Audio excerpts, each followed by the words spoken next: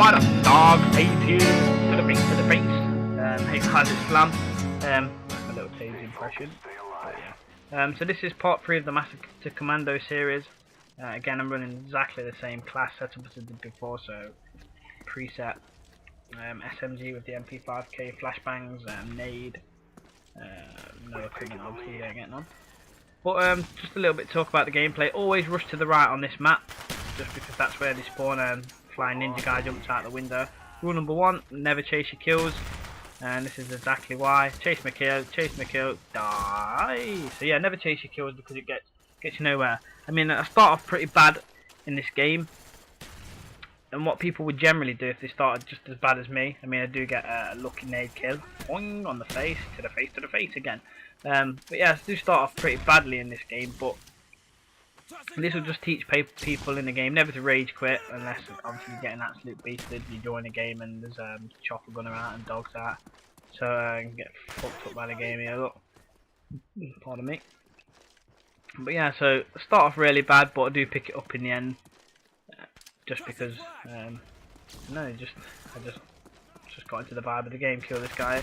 But I don't really want to talk about the gameplay. I just want to talk about other things really. I mean, I'm just going to talk about movies. I know that I said in my last Masters Commando video that I watch a lot of movies, rent a lot of movies, just to bypass the spare time in life. I mean, I did have a girlfriend. I used to lot of watching movies with her, so it's not a thing whereby I do it just because I'm with someone or do it because I'm lonely or kind of thing. It's nothing to do with that. I mean, I like entertainment in general, gaming, computers, you know what I mean, and the DVD. So I'm not going to talk about the. I know I said in my last video I'm going to talk about the last 2 films that I watched, but I'm not actually going to do that because I forgot what it was about. Because they weren't that good. So I'm going to talk about my most ever favourite film in life. Most ever. I don't know if that's sentence. I'm going to talk about my favouriteest film in all time, and I don't know how you guys are going to take this, because it's not a film that most people do like it, but it's not the most favourite film. And the film that I'm going to talk about is Forrest Gump.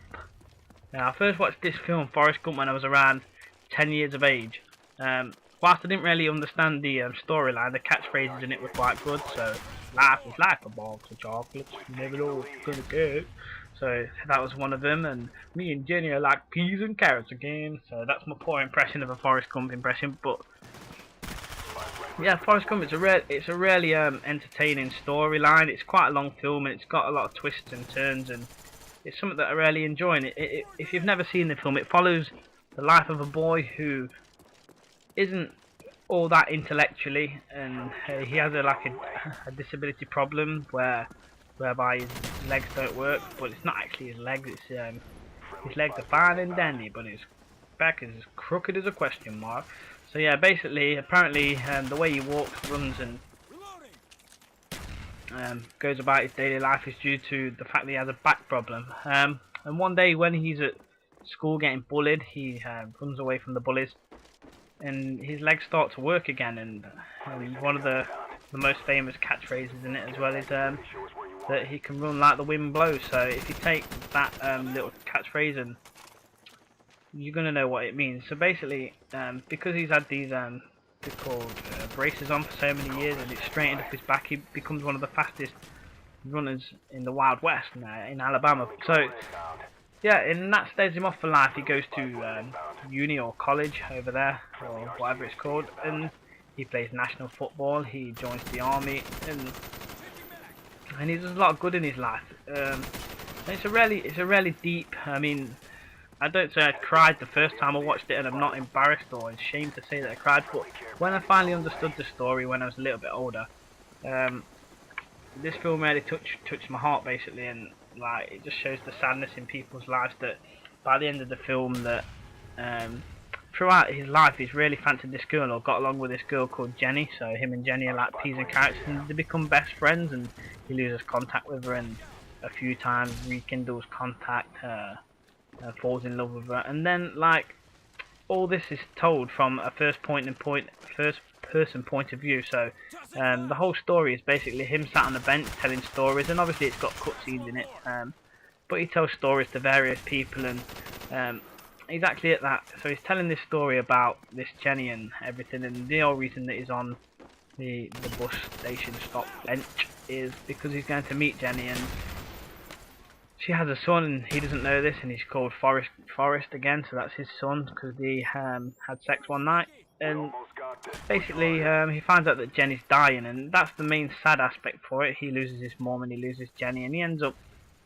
having a son that he never knows about, and it's just like an all-around entertaining film. So if you've never watched the film, it is my all-time favourite #1 film, just because the storyline for me is so good. I mean, and I also love Tom Hanks. Anybody out there who says they don't like Tom Hanks, pretty much got a screw loose. I mean, I love all his films. Castaway is another favourite of mine. Terminal is another favourite of mine. That's one of his latest ones. Well, not latest, but one of the later ones that he did. And yeah, Tom Hanks is a really good film. So I'm gonna have to wrap this up in a minute. But if you guys could please, I mean, I've got like 300 views on my last video and I only got like 20 likes, if that 10 likes. It doesn't take a second just to click the video, and while it's loading up, just click like. And if you could, in the description box, tell me what films you like, or what your favourite film is, or if you have an opinion on things that I'm doing. What I would like to say is, if you have any questions for me, I'm going to do a question and answers session, so if you have any questions to send in to me, I'll do so. Just inbox me, put Q&A in the subject box, and I'll just, if you can answer, give me more than one question, 2 questions, 3 questions, it's entirely up to you. I'm not promising I'm going to answer them all, but if you could do that, and yeah, comment, rate, subscribe, and tell me what your most favourite film is. Thank you, bye.